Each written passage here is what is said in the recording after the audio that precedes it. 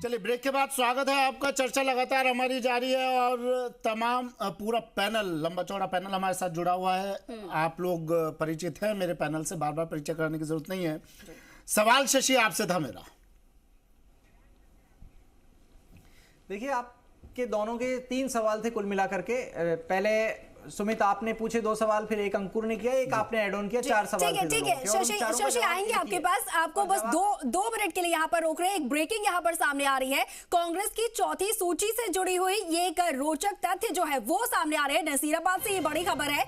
क्या कांग्रेस ने नसीराबाद से गोविंद सिंह गुर्जर परिवार को ब्रेक दिया है, ये सवाल उठ रहे हैं। दरअसल रामनारायण गुर्जर और महेंद्र सिंह गुर्जर के टिकट को काटा गया है और युवा गुर्जर नेता शिव प्रकाश गुर्जर को कांग्रेस ने यहां से टिकट दिया है।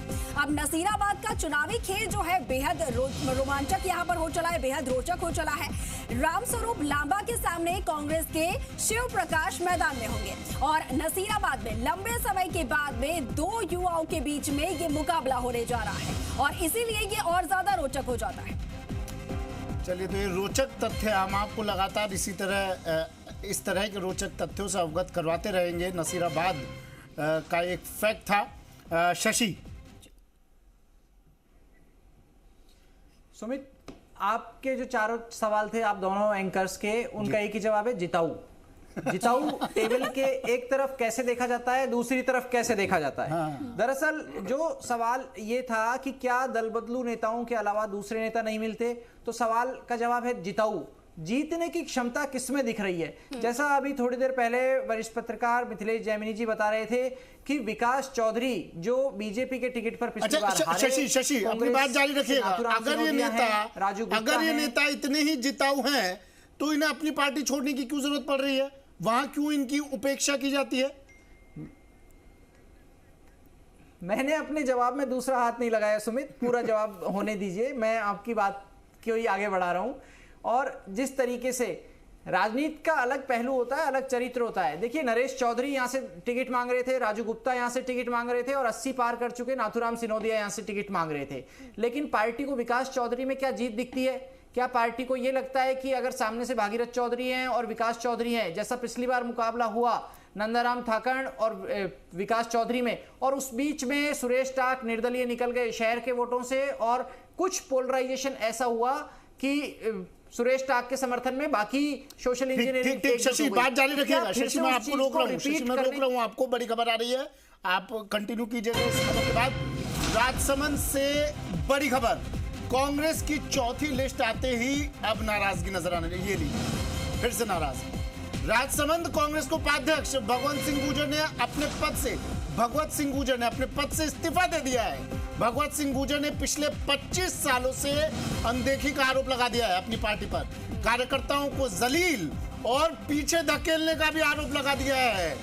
भगवत सिंह गुर्जर ने राजसमंद कांग्रेस जिलाध्यक्ष राठौर को पत्र लिखा है। ये बड़ी खबर है इस वक्त की। राजेंद्र आर्य जी हमारे साथ जुड़े हुए हैं। कहते हैं कि नहीं, कोई मतभेद नहीं, कोई मनभेद नहीं, हमारे यहाँ तो पार्टी एकजुट है, एक मंच पर है और तमाम नेता एक साथ है। राजेंद्र आर्य जी, टिकट आते ही कुछ तो इंतजार कर लेते, आला कमान से बात तो कर लेते, तुरंत इस्तीफा। देखिए सुमित, यही हाल ज्योति खंडेलवाल का हुआ था 2018 में, तुरंत इस्तीफा। सुन लीजिए जी, सुन लीजिए ना, सुन लीजिए। आपने सवाल किया तो सुन लीजिए। हाँ, सुनाइए। मैं आपको कह रहा हूं कि जो आप अभी राजसमंद का जो मामला बता रहे हैं, तो देखिए मैं फिर आपको बार बार कह रहा हूं कि देखिए डेमोक्रेटिक पार्टी है, लोकतंत्र के चुनाव है, यहां किसी भी तरीके की कोई भी ऐसी तानाशाही नहीं है। अगर किसी कार्यकर्ता को लगा आवेश है, क्षणिक आवेश है या उनकी नाराजगी है, उन्होंने व्यक्त की है और निश्चित रूप से पार्टी अपने हर कार्यकर्ता को पूरी प्रतिबद्धता के साथ, उसके मान सम्मान के साथ, उनके साथ में बातचीत करती है। तो ऐसा कुछ भी नहीं है। और उन्होंने अगर इस बात को कहा है तो निश्चित रूप से पार्टी अपने स्तर पर उनको बनाने का प्रयास करेगी। आ रहे हैं आपसे बातचीत जो है वो लगातार जारी है। हमारे साथ भरतपुर से हमारे सहयोगी देवेंद्र जुड़ गए हैं, जरा उनसे भी बातचीत कर लेते हैं। देवेंद्र, भरतपुर की बात की जाए तो भरतपुर की सीटों के बारे में आप बताइए, वहां से जो है कौन कौन सी सीट से प्रत्याशी सामने आए हैं और उनके जो नाम सामने आ रहे हैं उनको आप किस तरीके से देखते हैं?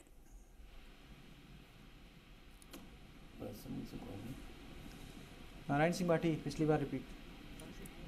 देवेंद्र, अब तक आवाज पहुंच पा रही है?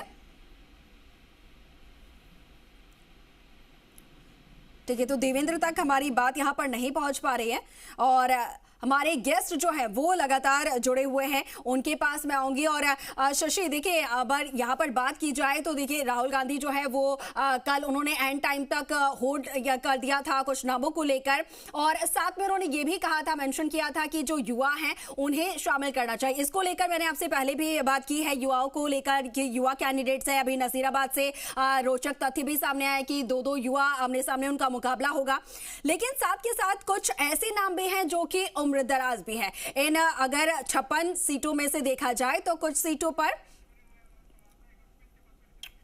ठीक है। बाड़मेर से भूपेश आचार्य हमारे साथ जुड़ गए हैं, मेरे सहयोगी। भूपेश, क्या तस्वीर आज टिकट आने के बाद, क्योंकि तस्वीरें लगातार बदल रही हैं?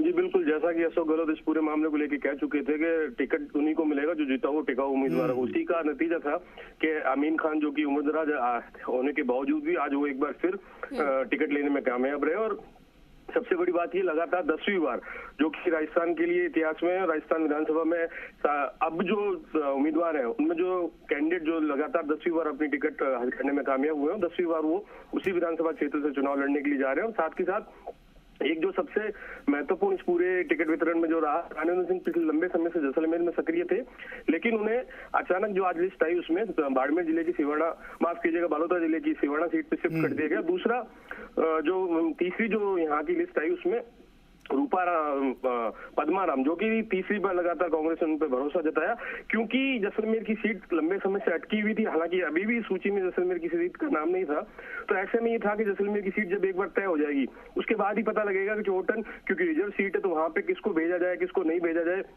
लेकिन मानवेंद्र सिंह को जब बालोतरा के सिवाड़ा की सीट पे शिफ्ट कर दिया गया तो ऐसे में चौटन की सीट को भी खोल दिया गया। और साथ के साथ बाड़मेर में अब मात्र एक सीट कांग्रेस की जो बाकी रह गई वो है गुड़ा मालानी, जहां से हेमाराम चौधरी पहले ही सक्रिय राजनीति से चुनाव लड़ने से मना कर चुके हैं और सक्रिय राजनीति से भी खुद को अलग कर चुके हैं। तो ऐसे में कांग्रेस के लिए एक बड़ा पेच होगा कि आखिर उस सीट से किस उम्मीदवार को उतारा जाए, किस तरीके से सीट कांग्रेस के खाते में डाली जाए, क्योंकि ये कांग्रेस की परंपरागत सीट है। और एंड टाइम पे जब इलेक्शन से कुछ समय पहले ही हेमाराम चौधरी ने सीट से अपना दावा विड्रॉ किया है और उन्होंने सक्रिय राजनीति तक से अपने आप को दूर कर लिया।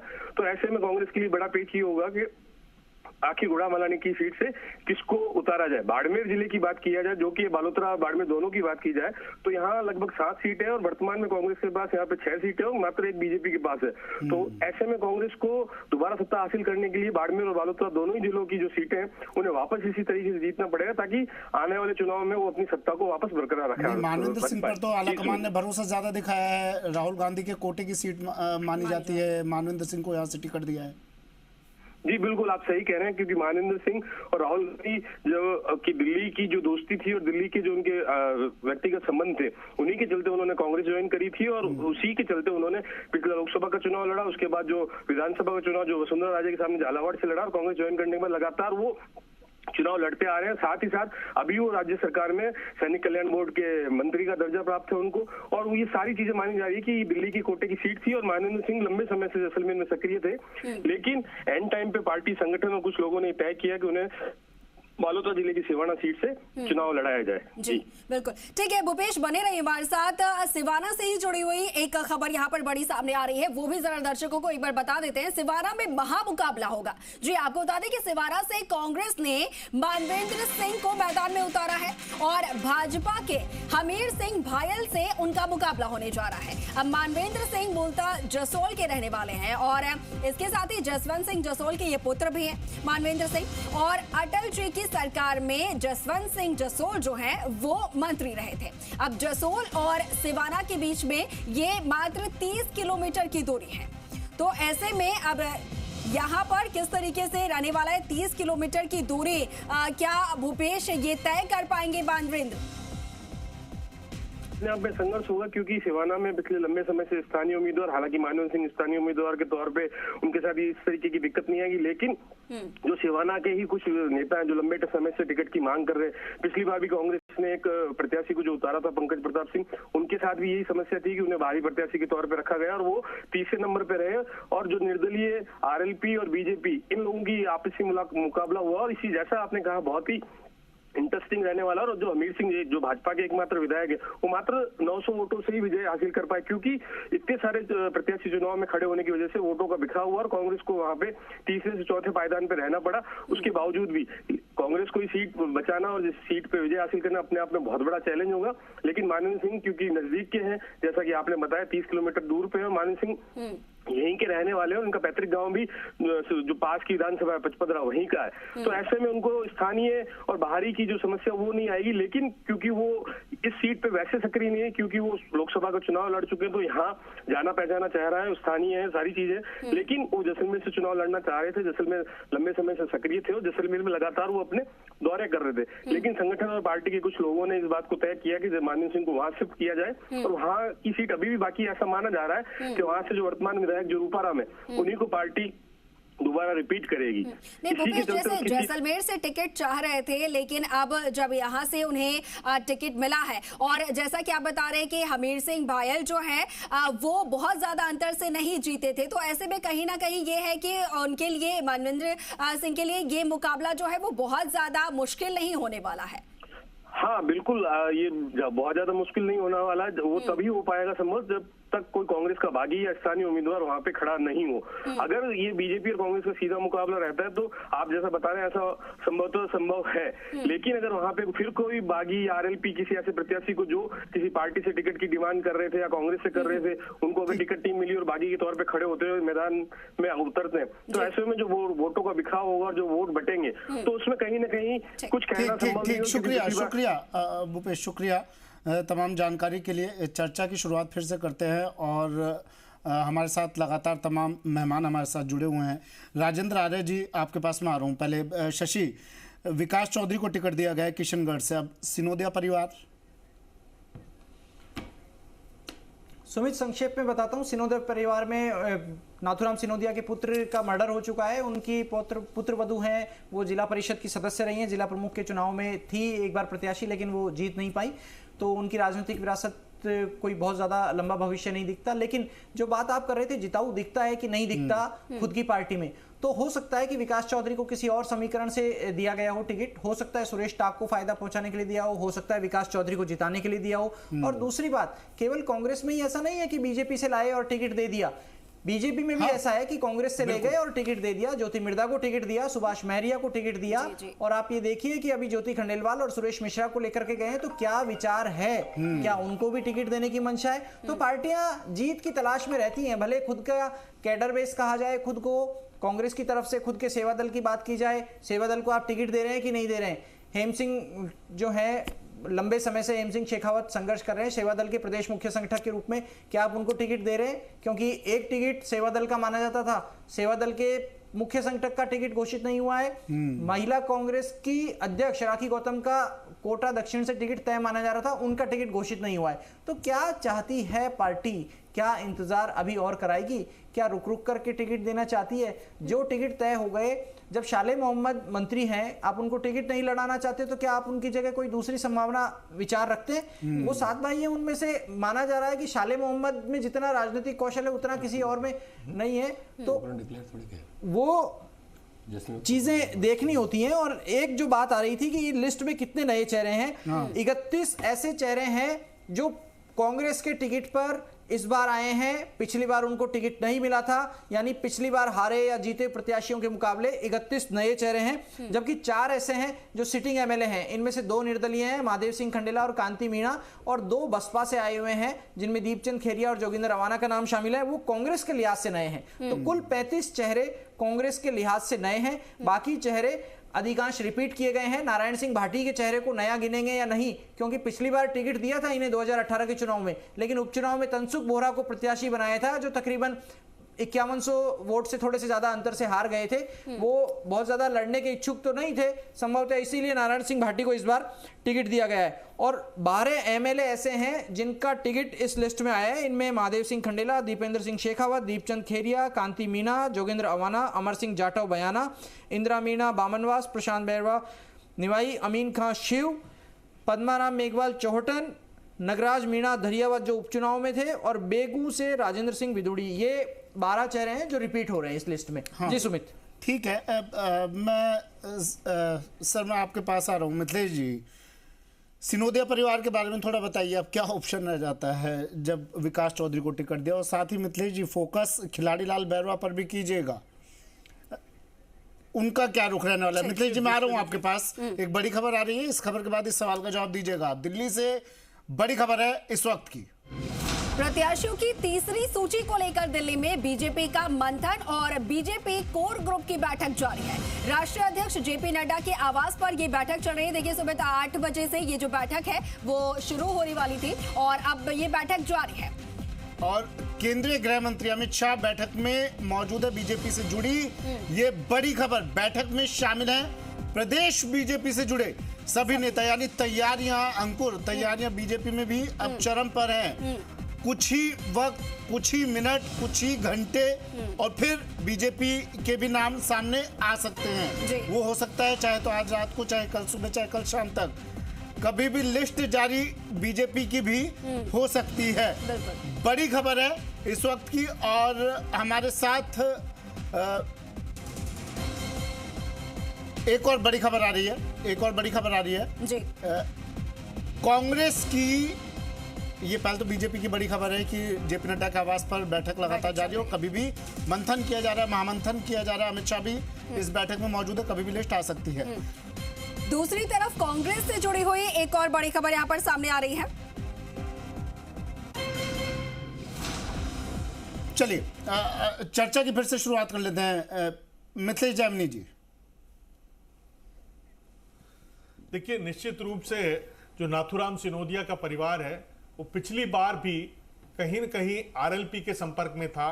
अगर इस बार भी वो आरएलपी के संपर्क में आ जाते हैं तो निश्चित रूप से जो अशोक गहलोत की हसरत है वो पूरी हो जाएगी और निर्दलीय विधायक सुरेश टांक की लॉटरी लग जाएगी। एक चांस, ये पूरे चांस है, क्योंकि उनकी जो पुत्र वधू है वो कहीं न कहीं नाथूराम सिनोदिया, हनुमान बेनीवाल के संपर्क में है, पिछली बार भी संपर्क में थे।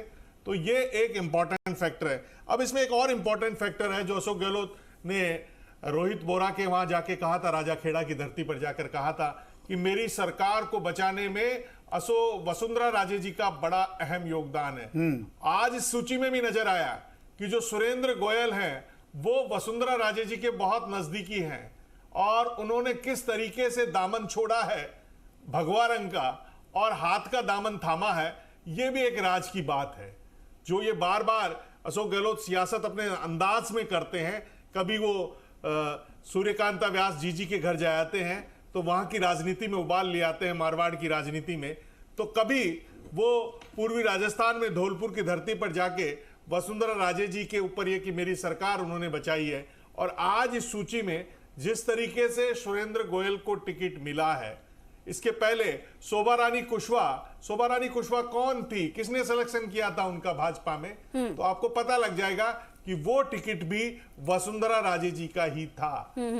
वसुंधरा राजे जी ने ही उनको टिकट दिलाया था जब उनके पति की जेल हो गई थी, तो उसके बाद उन्हीं को लेके वसुंधरा राजे जी आई थी और वो जीती और उन्होंने राज्यसभा के चुनाव में भाजपा को धोखा दिया, भाजपा ने उनको निकाल दिया और कांग्रेस ने उनका वेलकम किया। तो ये तमाम चीजें जुड़ी हुई है, इनकी भी कड़ियां खुलना बहुत इंपॉर्टेंट है। और जहां तक विकास चौधरी की बात कही जा रही है जी। और हो सकता है आने वाली सूची में एक दो नाम और आ जाए, लेकिन जो एक इंपॉर्टेंट फैक्टर है वो ये है कि क्या इन तमाम परिस्थितियों में कांग्रेस और राजस्थान जो 25 साल से एक वसुंधरा राजे और अशोक गहलोत दो ही सीएम देखती आ रही है, इस बार के चुनाव में राजस्थान को एक उम्मीद है कि शायद कांग्रेस और भाजपा, बिल्कुल। और इस बीच एक बड़ी खबर आ रही है, मिथिलेश जी आ रहा हूं मैं फिर से आपके पास, चर्चा की शुरुआत करेंगे। बड़ी खबर आ रही है, कांग्रेस की चौथी लिस्ट में आखिर कितने नए चेहरे, 31 नए चेहरे या फिर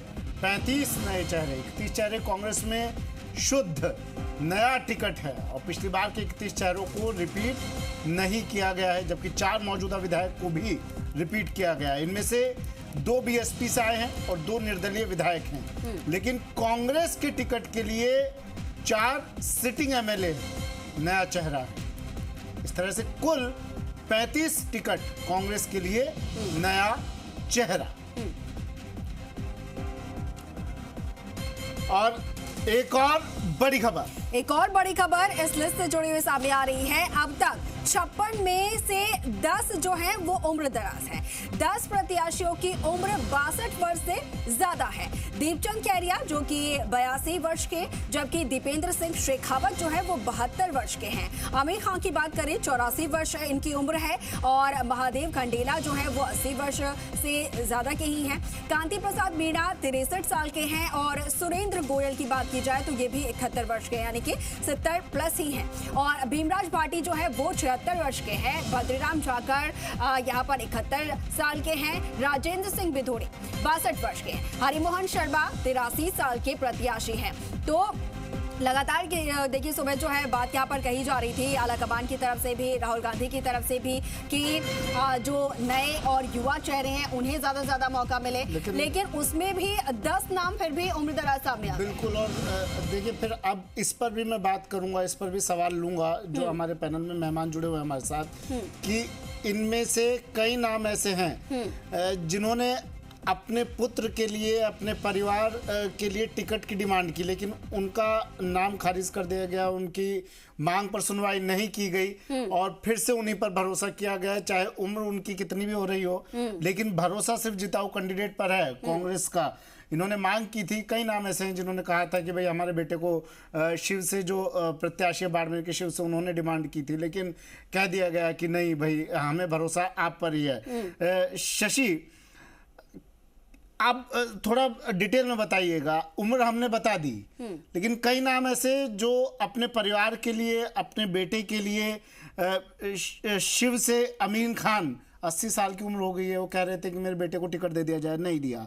श्री माधोपुर से दीपेंद्र सिंह शेखावत कह रहे थे मेरे बेटे को टिकट दे दिया जाए, नहीं दिया। भरोसा उम्र मायने नहीं रखती है।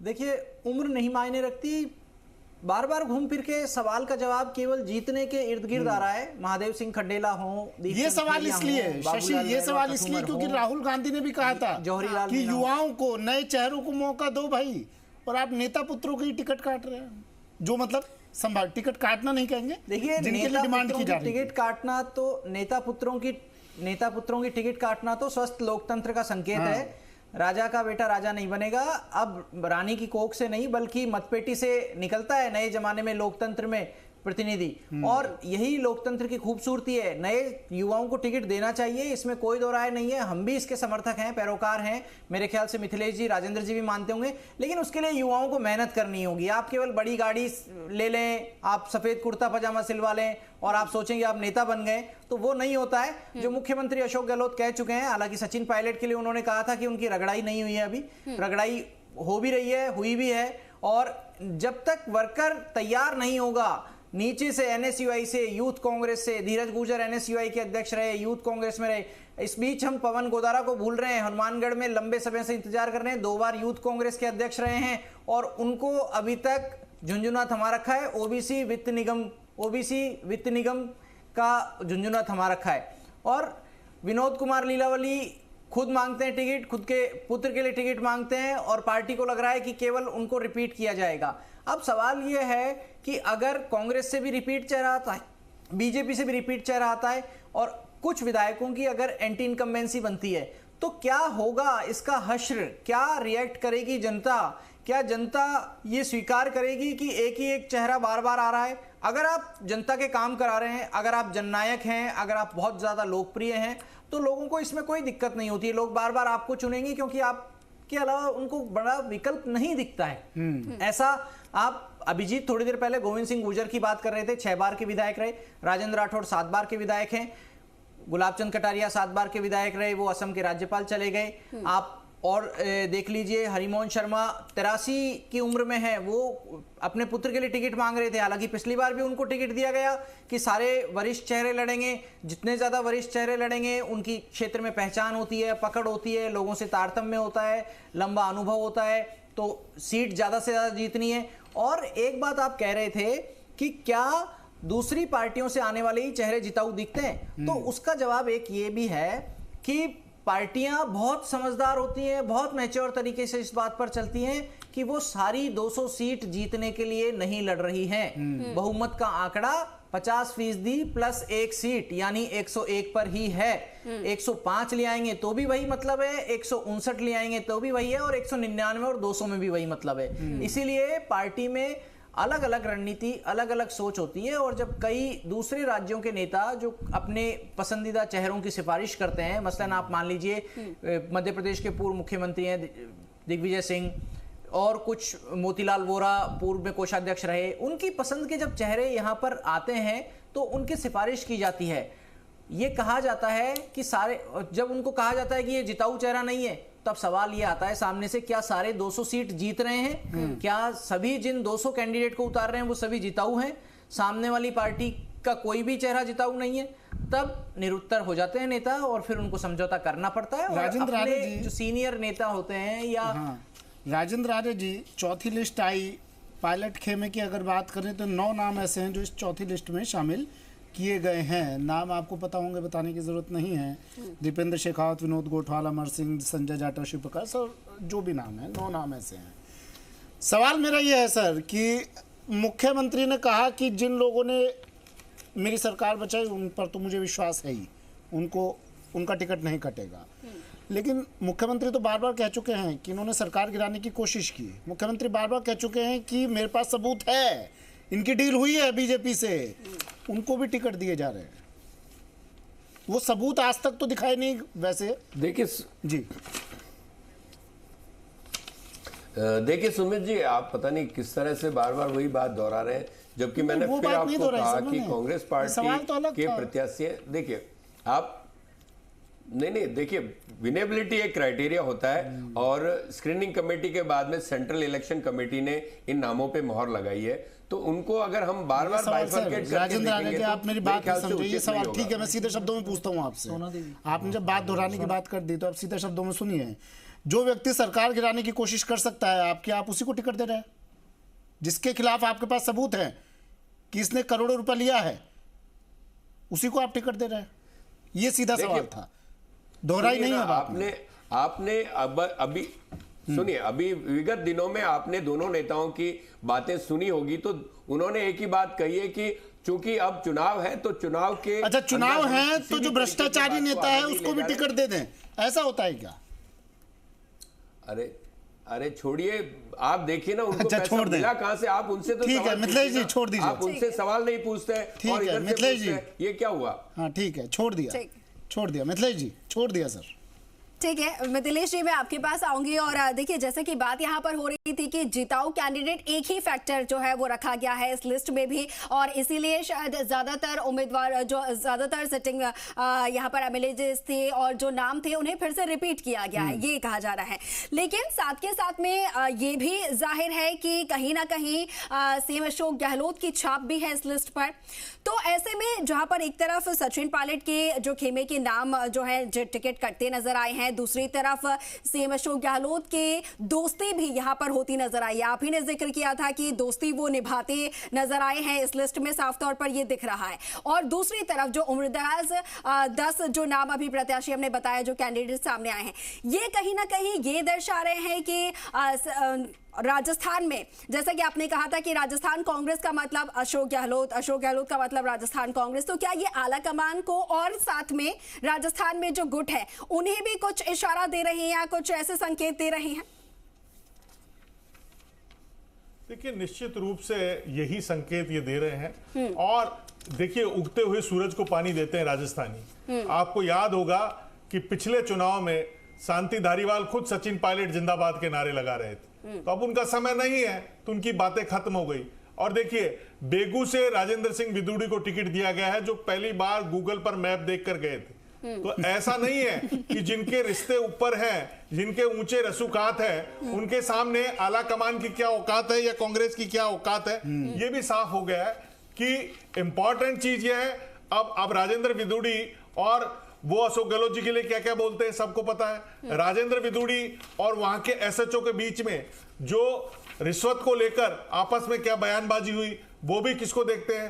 तो जो एक कहा जा रहा था कि हम करप्शन के खिलाफ हैं, जो कहा जा रहा था कि हम करप्शन का एक जो नैरेटिव भाजपा के नेता किरोड़ी लाल मीणा ने सेट किया है, वो बार बार कहते हैं कि जो लोकर से सोना उगल रहा है या